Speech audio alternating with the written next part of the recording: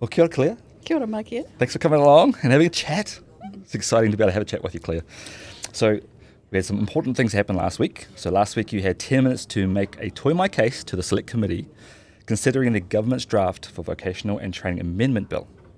Now, this is a big part of the ongoing advocacy.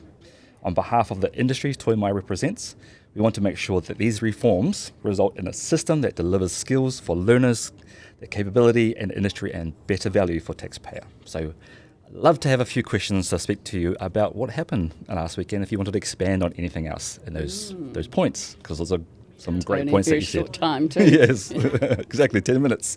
A bit more time for today. So the first question we've got for you today is, if there was one key message you wanted to get across, what was it? I think our key message was that this was a wasted opportunity. So the bill is all about restructuring Polytechs, taking them back to pre-2020 and changing out industry skills boards for workforce development councils. But actually all they're doing in that process is moving different parts of the chessboard around. The real issues that are facing New Zealand is that we don't have an overall idea about what skills are needed for now and for the future. And when I'm not talking about qualifications, I'm talking about skills. So the things that people need to be able to do their jobs and to be more productive and things. The education system up till now especially for the last 30 years has been focused on people gaining qualifications, and most specifically university qualifications, 3-year plus qualifications. That's not what industry needs. Industry needs people who are skilled to be able to go straight into work, do a job, gain more skills, grow, be productive for industry.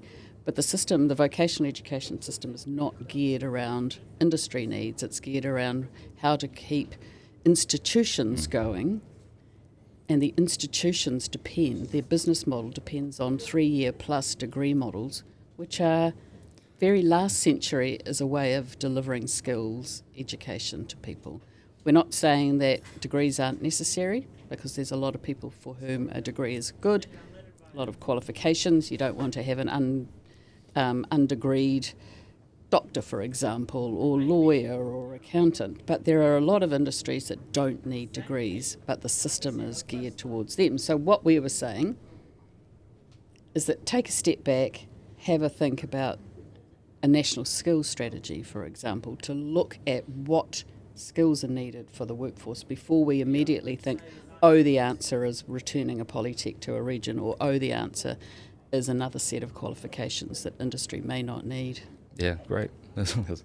I always love that, especially with your mic drop at the end. Yeah, when you talked about something to do with the AI and a certain something, it was very cool. Yeah.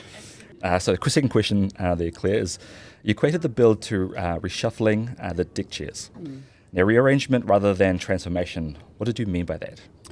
So essentially the bill is saying we're going to return the polytechs to the regions, to the pre-2020 space, except for those polytechs that weren't doing particularly well financially back then. They're still not going to do particularly well. That's another story. But it's just really trying to return things back to a state where it was all about regional polytechs and it was all about who was creating qualifications. Again, it's not about what our industries need for their future skills and workforce needs. It's not focused on the future, it's going back to the past. And unless the system recognises the current flaws, all that will happen is that you move things back to the situation it was, and nothing changes.